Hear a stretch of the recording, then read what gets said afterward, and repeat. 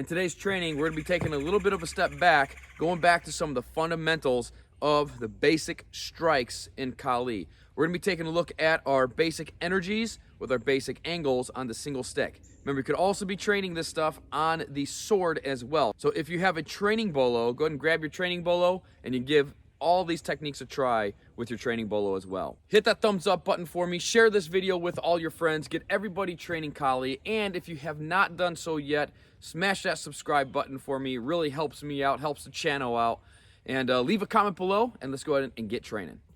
All right, first up, we're gonna take a look at what's called the broken strikes. This is kind of like a half of a strike. So the broken strikes, this is a broken energy.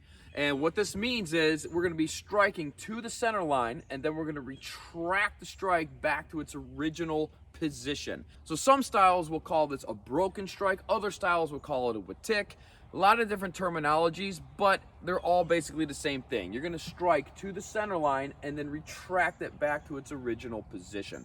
So you might train in a different style of Kali that starts to strike from here, maybe starts it from down here, starts it from back here.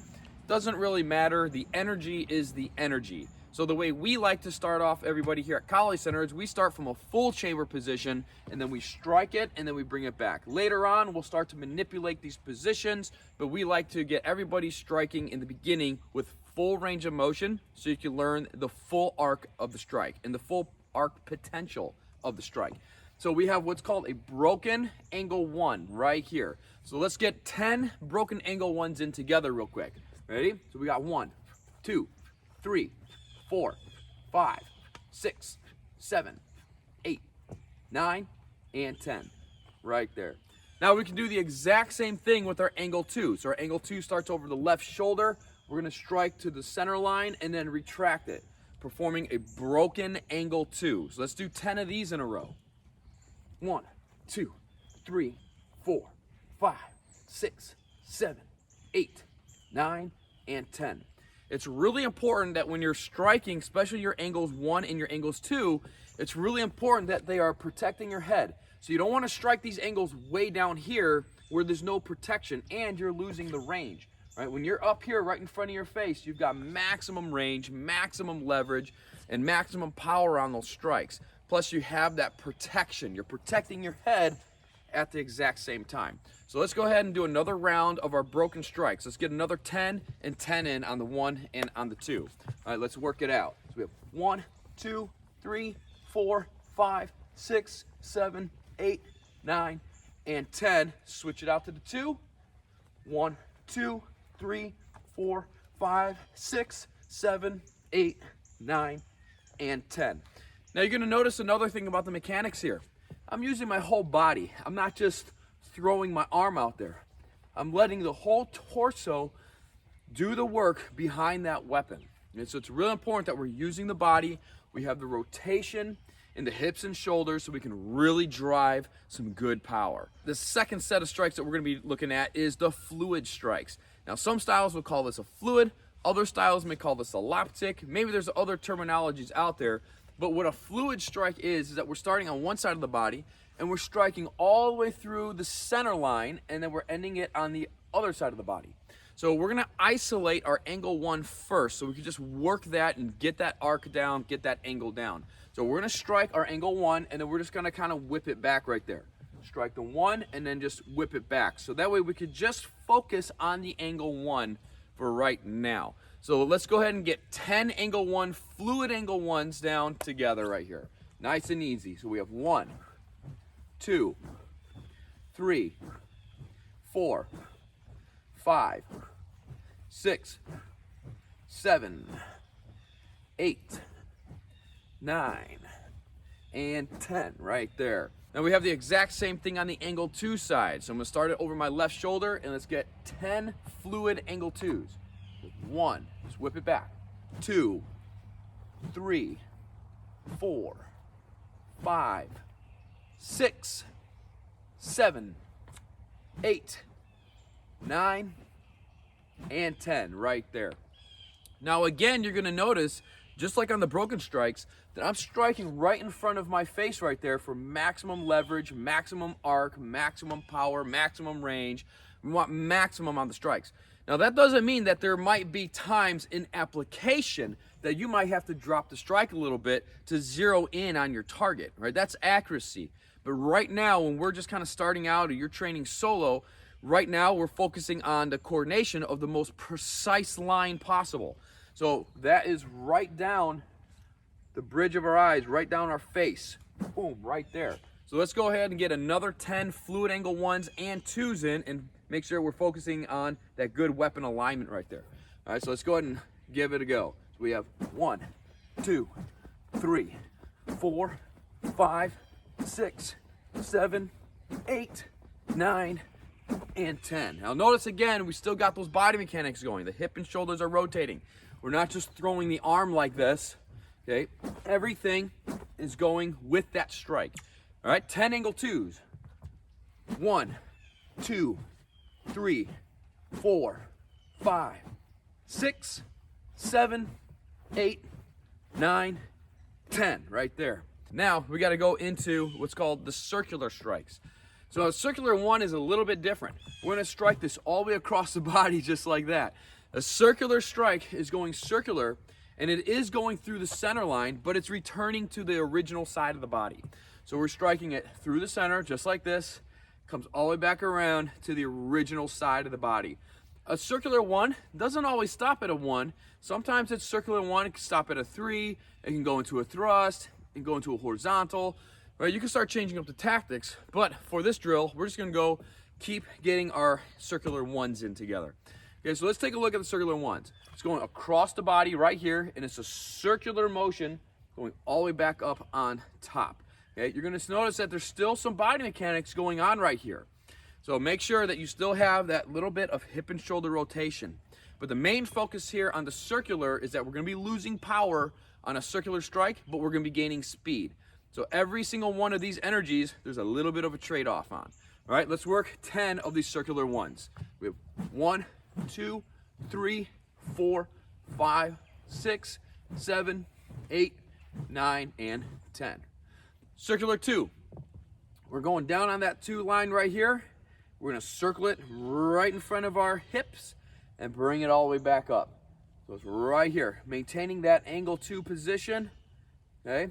And you can be throwing your mechanics in with that. Again, that would help to give you a little more power, but the main focus on circular strikes is speed. Let's get 10 circular 2s in together. We have 1, 2, 3, 4, 5, 6, 7, 8, 9, and 10 right there. All right, so let's go ahead and make sure that we are, again, striking with that good leverage, that weapon is going through, right through our face. We're not down here striking our circulars. We're not down here.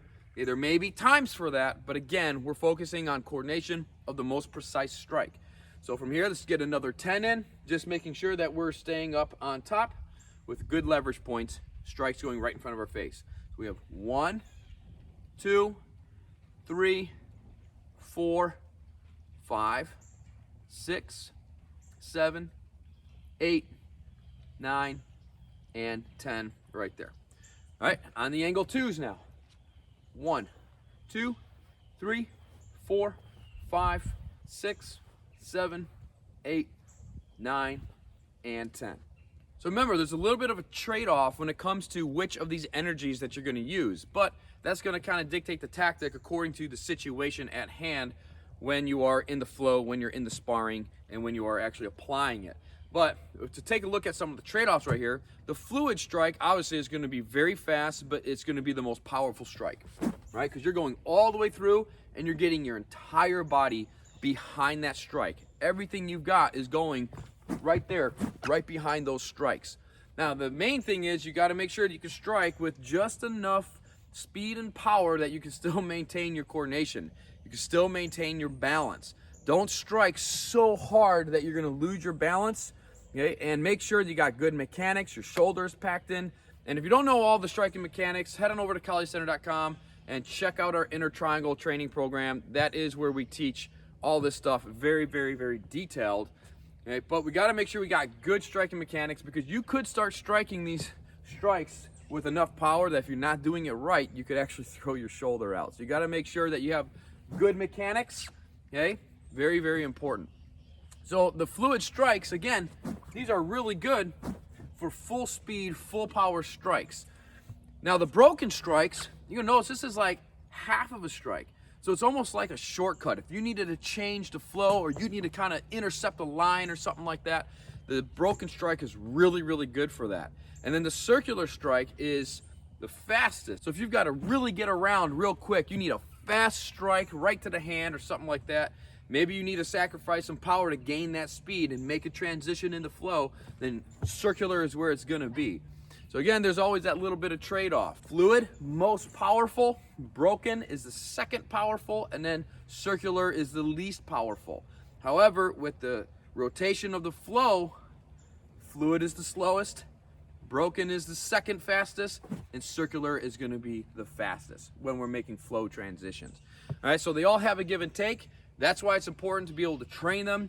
And then as you're continuing your training and you're getting more advanced, then you'll know how to tactically select which one of these is going to be best to apply in this particular situation in the flow to keep that flow going. Once we've isolated each one of these striking energies and these basic strikes, then we can go ahead and put them together into a connective drill. So we can train all these energies in one drill. So from here, here's the drill it's going to look like. We're staying on our angles 1 and 2, keep it kind of simple. We're going to strike a broken 1, then we're going to go with a fluid 1, then we're going to go with a quick circular 2. Then we're going to strike a broken angle 2, a fluid angle 2, and then a quick circular 1 right there. All right, so let me go and show you that again. We got our broken 1, our fluid 1, our circular 2. Our broken 2, a fluid 2, and then a circular 1. Let's go ahead and get 10 reps of this in. I'm gonna go somewhat like a medium pace so that way you can see the difference between the strikes. All right, and hopefully with a little bit of training, you can go ahead and keep up. Remember that then the little gear right there on the corner of the screen of the video, you can hit that and you can always slow the video down if you need to see it slower. All right, it's great that YouTube has that feature. All right, let's go ahead and get 10 reps in, meaning 1, 1, 2, 2. All right, let's work it out. 1, 2, 3,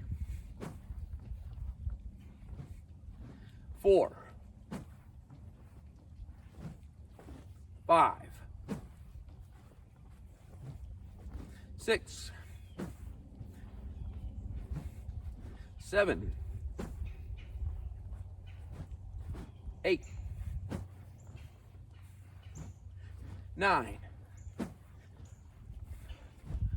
and 10. Right there. All right, even though this one is fundamental, there's a lot of skill to be developed just in these basic strikes, utilizing these basic energies. So make sure, even if you are a beginner, intermediate, or an advanced practitioner, you got to make sure you go back and you train the fundamentals a lot.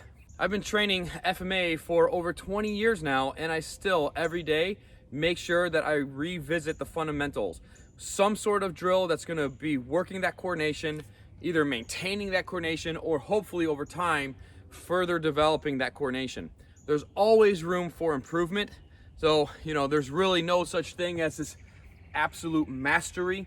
You're always going to be improving your art, improving your skills, as long as you're doing what?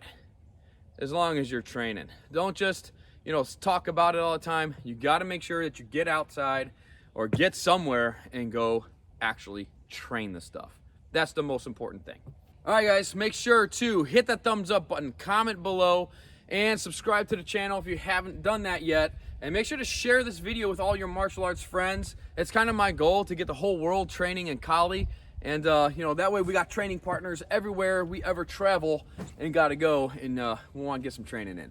Check me out over at Instagram at Kali Center. And any of your training, go ahead and throw those quick little clips up, your photos up, and tag Kali Center on Instagram so that way we can check out your training and we keep in contact with you right on over there. Head on over to KaliCenter.com. Go check out our further training programs, courses, DVD downloads, all that good stuff. And we'll catch you back here next time for some more Kali training, Kali fun.